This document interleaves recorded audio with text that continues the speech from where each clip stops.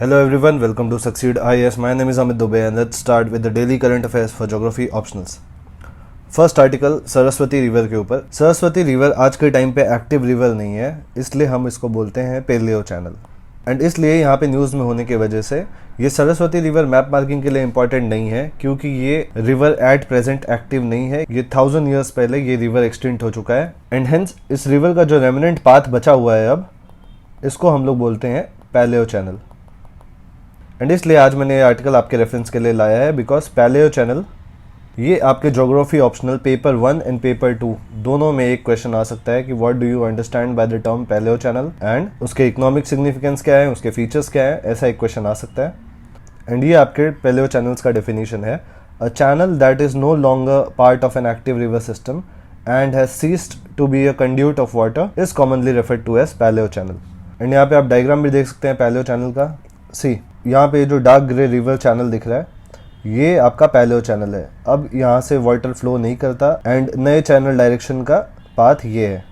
तो ये चैनल बहुत साल ऐसे ही इनएक्टिव होने की वजह से ये पूरा ड्राई अप हो जाता है। तो ये जो चैनल रेमिनेंट है, अगर यहाँ पे प्लेट मूवमेंट्स एक्टिव हैं, टेक्टोनिक प्लेट मूवमेंट्स, तो यहाँ पे बहुत सारे दूसरे फीचर्स आ सकते हैं। फॉर एग्जांपल यहाँ पे डिपोजिशनल फीचर्स काफ़ी आ सकते हैं। तो ओवर द ईयर्स ये पूरा पैटर्न चेंज हो सकता है। एंड इसी तरीके से जो सरस्वती रिवर था, जो नॉर्थ वेस्ट इंडिया में फ्लो होता था, ये सरस्वती रिवर ये एक्सटेंड हो चुका है एंड उसके रिवाइवल के लिए एक 215 करोड़ डैम प्रपोज किया है हरियाणा गवर्नमेंट ने। तो यहाँ पे ज्योग्राफी ऑप्शनल पेपर 1 एंड 2 के लिए इंपॉर्टेंट हो जाता है पैलियो चैनल्स। एक सेपरेट क्वेश्चन आ सकता है 10 मार्क्स के लिए एंड इसके आपको 2-4 एग्जांपल्स पता होना चाहिए। फॉर एग्जांपल एक तो ये हो गया सरस्वती रिवर, एक दो आप इंटरनेशनल एग्जांपल्स ले सकते हैं। नेक्स्ट आर्टिकल गोरखालैंड के ऊपर है। अब ये गोरखालैंड वापस न्यूज़ में आ गया है एंड अगेन ये हमारे ज्योग्राफी ऑप्शनल के लिए इंपॉर्टेंट हो जाता है। ज्योग्राफी ऑप्शनल के लिए कैसे इंपॉर्टेंट हो जाता है, यहाँ पे आप देख सकते हैं सिलेबस का पार्ट। ये मैंने एक स्क्रीनशॉट लिया हुआ है। पेपर 2 में जो 9th सेक्शन है, दैट इज पॉलिटिकल एस्पेक्ट्स, उसमें क्लियरली लिखा हुआ है states reorganisation, emergence of new states, regional consciousness and inter state issues. ये सारे टॉपिक्स आपके ज्योग्राफी ऑप्शनल पेपर 2 के पार्ट है। एंड ये regional consciousness and inter state issues इसलिए ज्योग्राफी ऑप्शनल का पार्ट है, बिकॉज जो रीजनल कॉन्शियसनेस है इसमें ज्योग्राफिकल रीजंस बहुत इंपॉर्टेंट है। फॉर एग्जांपल टोपोग्राफी जो है, ये बहुत इंपॉर्टेंट रीजन है रीजनल कॉन्शियसनेस के। एलन चर्चिल सैंपल का जो वर्क था एनवायरमेंटल डिटर्मिनिज्म में, उसमें उन्होंने बताया था कि जितना ज्यादा टोपोग्राफी रहेगा एक पर्टिकुलर रीजन में, उतना ज्यादा कल्चरल डिफरेंसेस होगा। फॉर एग्जांपल गारो, खासी, जेंटिया, ये जो हिल्स हैं, आप देखेंगे गारो ट्राइब्स, खासी ट्राइब्स और जेंटिया ट्राइब्स, ये तीनों में कल्चरली काफी डिफरेंट है, क्योंकि तीनों अलग अलग माउंटेन रेंजेस पे हैं। सिमिलरली नॉर्थ ईस्ट में ओवरऑल बहुत ज्यादा टोपोग्राफिकल वेरिएशंस है, डाइवर्सिटी है टोपोग्राफी में एंड हेंस यहाँ पे बहुत ज्यादा डाइवर्स टाइप्स ऑफ ट्राइब्स रहते हैं डाइवर्स कल्चर्स के साथ। तो ये सारी चीजें आपको ये सब टॉपिक्स में मेंशन करना है। रीजनल कॉन्शियसनेस में आपको बताना है कि कैसे कल्चर इंपैक्ट करता है रीजनल कॉन्शियसनेस को। एंड जब आप कल्चरल फैक्टर्स बता रहे हैं, आप कार्ल सोयर को कोट कर सकते हैं एंड इस तरीके से आप पेपर 1 के कुछ कंसेप्ट्स भी पेपर 2 में इंक्लूड कर सकते हैं अपने मार्क्स को इंक्रीज करने के लिए। तो इन टॉपिक्स को इस तरीके से आपको रेफर करना है। एंड गोरखालैंड वाला जो एरिया है, ये आपको एग्जाम में जरूर बनाना है अगर क्वेश्चन आता है तो, कि डिमांड किस पर्टिकुलर रीजन के लिए हो रहा है। ये जो एरिया है इसके लिए गोरखालैंड का डिमांड हो रहा है।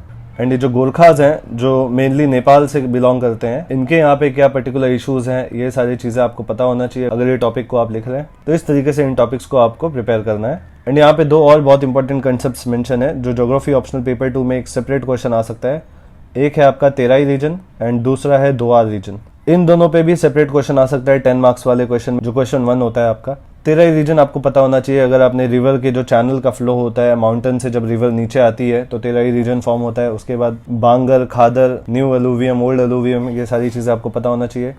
सिमिलरली दोआर रीजन भी आपको पता होना चाहिए कि जो लेसर हिमालयाज है वो इस पर्टिकुलर रीजन तक आके एंड हो जाता है एंड उसके बाद का एरिया जो है आपका वो दोआर रीजन है। एंड ये सारे टॉपिक्स बहुत इंपॉर्टेंट है पेपर 2 के लिए। फिजिकल ज्योग्राफी आपका स्ट्रांग होना चाहिए एंड इन चीज़ों पे वर्क करो। खास करके जो चीज़ें न्यूज़ में मेंशन है उनको तो अच्छे से कर ही लो। इन जनरल ऑप्शनल को तैयार करने का टाइम यही है। अभी इस प्रीलिम्स का रिजल्ट आने तक योर स्ट्रैटेजी शुड बी कि आप सिर्फ ऑप्शनल को कंप्लीट कर लो तो भी बहुत बड़ी बात हो जाएगी, लेकिन ऑप्शनल कंप्लीट हो जाना चाहिए रिजल्ट आने तक। अराउंड 1 महीने का टाइम आपको ऑप्शनल को देना चाहिए जस्ट आफ्टर प्रीलिम्स, क्योंकि उसके बाद आपको जीएस के लिए टाइम बचा के रखना है एंड आंसर राइटिंग के लिए आपको फोकस करना है।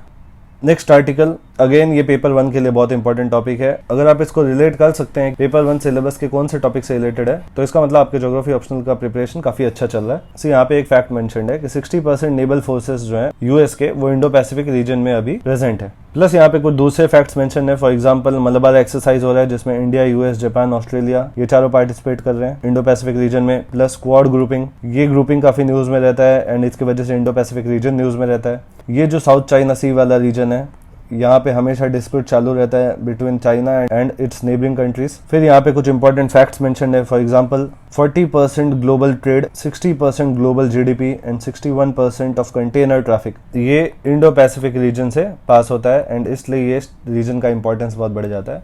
तो पेपर 1 में जो टॉपिक मैं आपको बता रहा था जिससे रिलेटेड है वो है आपका heartland and rimland theories. And heartland and rimland theory आपके मॉडल्स एंड थियरीज वाले सेक्शन में मेंशन्ड है एंड इन थियरीज को आपको अच्छे से प्रिपेयर करना है। यूपीएससी ऑलरेडी 2-3 बार पूछ चुका है कि growing importance of rimland theory और whether the heartland as propounded by Halford Mackinder still holds significance, ऐसा 1-2 बार क्वेश्चन आ चुका है एंड आगे भी क्वेश्चन आ सकता है। तो यहाँ पे आपको बताना है कि जो हार्टलैंड थियरी था जो जनरली फोकस करता था इस एरिया पे एंड रिमलैंड फोकस करता था इन रीजन्स पे, ओशन वाले पार्ट पे, तो कौन सी थियरी अब ज्यादा सिग्निफिकेंट हो गया है वर्ल्ड जियोपॉलिटिक्स में, ये सारी चीजें आपको अच्छे से पता होना चाहिए। नेक्स्ट आर्टिकल ये आपके मैप मार्किंग के लिए इंपॉर्टेंट है। यहाँ पर 2 इंपॉर्टेंट लोकेशंस न्यूज में है, एक आपका तवांग रीजन अरुणाचल प्रदेश का एंड दूसरा सेला पास एंड इनका डायग्रामेटिक रिप्रेजेंटेशन यहाँ पे दिया हुआ है तो इसको आप रेफर कर सकते हैं। एंड मैंने आपको बताया था कि जब मैप मार्किंग के लोकेशंस न्यूज में रहेंगे तो मैं आपको उनके सिंबल्स भी बताऊंगा। तो यहाँ पे सेला पास मेंशन्ड है, तो पास को कभी भी आप जब एग्जाम में रिप्रेजेंट करते हैं तो आपको इस तरीके से बनाना है एंड यहाँ पे लेबल करना है आपके सिंबल को, ये है सेला पास।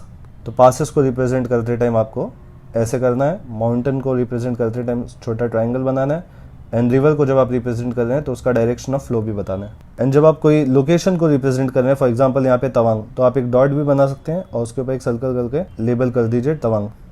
नेक्स्ट आर्टिकल अगेन ये मैप मार्किंग के लिए इंपॉर्टेंट है। छत्तीसगढ़ में एक साइलेंट प्रोटेस्ट हो रहा है इन रिलेशन टू माइनिंग, क्योंकि यहाँ पे बहुत सारा डिफॉरेस्टेशन होने के चांसेस है माइनिंग की वजह से एंड इस वजह से हसदेव अरण्य रीजन जो है ये न्यूज में है एंड इसमें मैप मार्किंग के लिए 3 लोकेशंस इंपॉर्टेंट है। एक तो आपका हसदेव अरण्य रीजन, दूसरा Hasdeo river and Mand river, ये तीनों लोकेशंस आपके लिए इंपॉर्टेंट है। इनका मैंने मैप नहीं दिया है क्योंकि ये आपके लिए होमवर्क है। इनके लोकेशंस अपने नोट्स में आप ऐड कर लो with 30 words of description. And जिन लोगों को ये पीडीएफ रेफर करना है वो टेलीग्राम चैनल से डाउनलोड कर सकते हैं। टेलीग्राम चैनल का नाम है succeed IAS official and that's it for the day. Goodbye, take care.